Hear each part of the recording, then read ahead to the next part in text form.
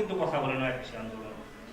তার আগে আমি মানে কোথাও শুনি নাই যে ভালো লাগা কাজ করছে যে এখানে বিশেষ অতিথি হিসেবে তার মানে সবগুলোকে নিরাপদ করবে।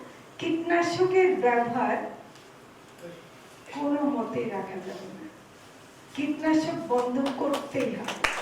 এটা আমি বলতে পারি, যেভাবে বলতে পারেন, আমাকে যদি রাস্তায় নামতে হবে রাস্তায় নামবো, কিন্তু কীটনাশক মানে কীটনাশক এই যে ক দীর্ঘিকার ট এরকম করে বানান করে লিখছে, মনে হচ্ছে কি যেন ভালো জিনিস, এটা আসলে সহজ হলো বিষ। টানা সপ্তমবারের মতো বেস্ট টিস্যু পেপার ব্র্যান্ড হিসেবে স্বীকৃতি পেয়েছে বসুন্ধরা টিস্যু। কীটনাশকে তো বিষই বলে, তাই না?